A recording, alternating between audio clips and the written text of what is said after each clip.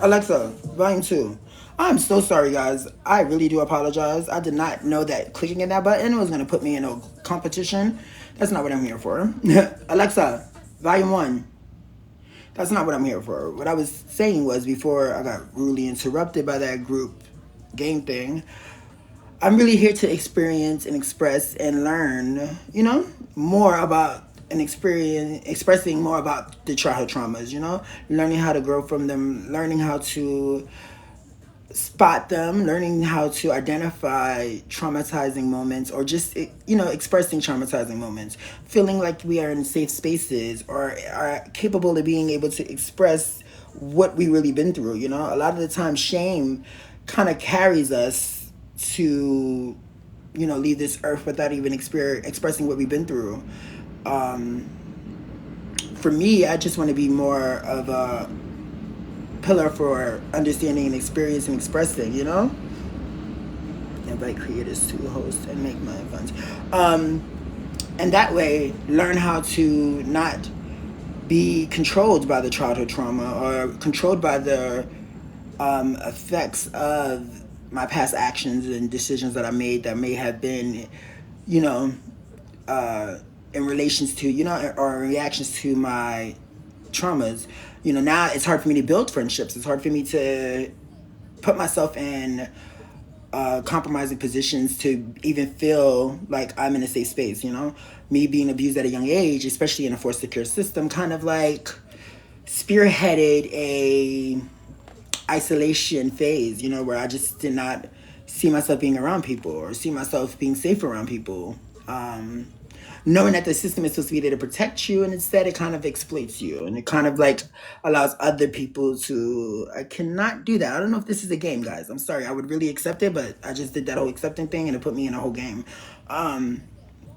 So now I'm just trying to learn how to create the things that I desire, or at least be the person that's willing to put myself out there more so. Childhood trauma is serious. The foster care system is even more serious. I feel like we don't regulate what these kids are placed at or where these kids are at. And we think that because a person gets a check, they're going to do what they're supposed to do because they took a oath or they took on the responsibility of doing so. That doesn't necessarily mean that they are prepared to do so. There are a lot of pedophiles and a lot of abusers in that system. I don't think that we regulate that system enough to understand that we're putting our kids in other dangerous scenarios after we think we're taking them out of a dangerous scenario.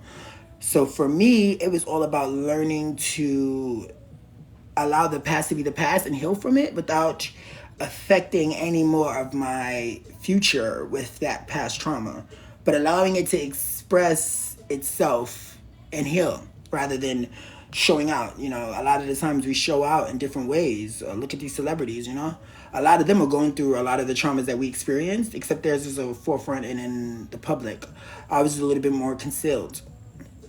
So it's even worse than what they have to go through because there's proof of what they've been through. There's not proof of what we've been through a lot of the times. And they have communities of people that want to hear them. We really don't. So thank God for like TikTok and these platforms that are allowing us to reach masses of people without having massive and masses of money or followers. So what I'm bringing to this channel, what I'm bringing to my platforms is, experiencing, expressing, and learning from childhood traumas, learning how to help people in the same situations that we were in, because there's no sense of not figuring out a way to be able to identify this big problem or this major problem. Because if y'all weren't aware, there was a case in the Bronx where this foster mother and the foster father had two foster kids. They were prostituting, pimping them out and exploiting them, and the ex trafficking way. And that being said, it was really scary to see that the ACS worker didn't even know that these kids were being put in that predicament, violated in this way. The girls ended up pregnant. It was all this stuff going on. Half of the kids run away and then run away into worse scenarios because they don't know any other way of survival or any other way of getting out of it. And it's like, how can you be a social worker and not identify social cues of a person being abused? That makes no sense. That makes no sense. And if it's not just the foster care parent's job, it should be the system's job to put in key places and key places to be able to identify what is going on. There should be a social worker that also has skills in identifying child neglect. Like, that should be your key focus. Like, are they taking these FBI courses that teach people how to identify when a person has been abused or when a person has been compromised in a real neglectful way? There's none of that. You know, me being 7 years old, one of my foster care mothers had no food, no clothes. I was locked in a closet for tons of hours while she was at work, and the system never understood or never even reflected upon that, never even brought it up. There's no paperwork documenting the abuse that I've been through. There's no history of the abuse. And what do you do now when you're like 30 years old and now you're ready to talk about something that's been going on? You know, what do you do now? Which is like the craziest scenario, I would say. Yeah, so I was starved for days at a time. I only ate certain times when she felt like, I guess, feeding me. When I was at school, I had no clothes. It was like horrible. I'm wearing like size XX jeans and XX jackets and shirts, and it's like a pool. I'm swimming in like clothes. So that being one of like the major experiences, just seeing how they took me out of my mom's house for no reason, just because of a domestic, spousal argument that turned into a petty feud, ended up putting us in a very dangerous place.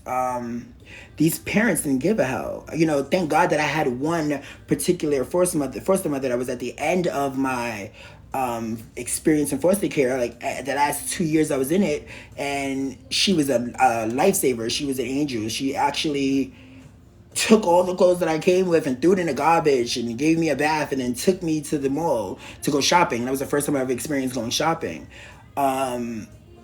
And only reason why she got me is because my two sisters were there already, and my sister would cry every night for me. So it was kind of daunting, I would say, to experience that people didn't even care about kids.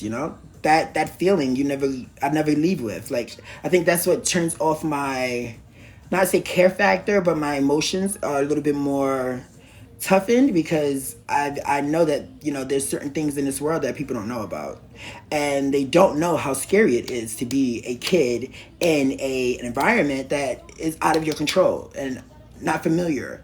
Definitely feels like you're being kidnapped. Definitely feels like you're being taken against your will. And more so, I feel like we need to create more safe spaces, especially in that system, to where people can go with their families that they are familiar with, rather than these strangers that don't give a fuck. Not to say it like that, but it's true. A lot of these people don't care about what the kid is experiencing or who the kid is or what's best for the kid. I don't even think they do therapy with. But when I was in it, they didn't do therapy. They didn't give us therapy sessions or somebody that we can speak to tell them what was going on. Because once you complain, you're going to a group home, and that was a threat that we always got. The group home experience was a big threat, and it was so scary because if this was bad, I couldn't imagine what a group home was like. Like, especially at that time in '94 or '96, that was like a scary experience. Like, being Hispanic and Black, and then being sent to a Hispanic home, and then they're treating us and making us eat on the floor was appalling. It was like out of this world. I never experienced racism until that moment, especially from people of your own, race or background. And it really opened my eyes when they would speak to my grandmother in Spanish on the phone, but then treat us like shit. Like, that shit was crazy. It was crazy by far. One of the most crazy experiences I've ever been through.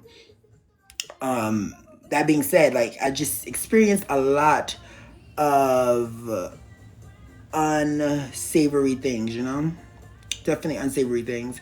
And I'm definitely wanting to bring, light to things that are happening in this world, especially the kids. I feel like we don't support or stand by the kids that are in these systems, that are traumatized by these experiences. I don't know if this is like an invite to join alive in a good way. Can y'all send me a message or comment first, so that way I know what to expect when you do request a live? I don't know if this is going to be someone in the topic of what I'm speaking on, or in any of that sort. I definitely don't want to play any gaming matching thingies, competition stuff. That's not my flow. At the same time, I'm definitely here to speak something that is exactly what's happening in the world, not really play games. I want to learn how to allow, what we're experiencing to be at the forefront. I'm not going to be afraid of what I experienced as a child to be the catalyst to my existence. Like now, it's about learning how to get back to community, learning how to give people an opportunity to be heard and to be felt and to be respected and to feel safe. It's about safety first, and then healing. We can't heal in an unsafe space. So that's why it's that order for me.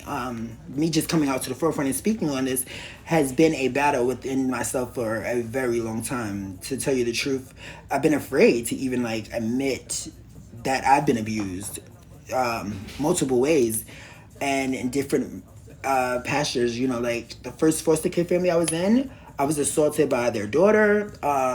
It was definitely traumatizing because she was a child as well. So to even think that this person was that experienced, this little girl was that experienced, to even like, scary stuff. But coming through it is experiencing and expressing and learning how to save other people that are in that scenario. So my major focus now is to be able to redesign or re-educate the system to understanding that our kids are in danger. And not every foster family is bad, but if I was in 4 foster homes or 3 foster homes and 2 were bad, that's 2 out of 3. That's a big percentage, and I've heard other stories of worse scenarios or worse scenarios that people don't even make it out alive. Like, if we're about saving our kids, where do we start? Like that's my major focus, is like, where do we start at announcing and putting to the forefront that our kids are not safe in these environments that were created to protect them. And if they're not protected there, then where are they protected?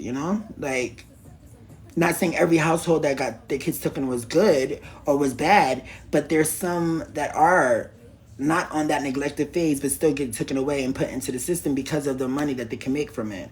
It is really a cash cow that, it doesn't really focus in on the child. But that being said, I want to make it all about that one incident, but I do want to give opportunities for other people to speak and be able to be heard. So if you are listening to this video and you did see this, I hope that this inspires you to be someone else's voice, or someone else's, protection or listener or open ear.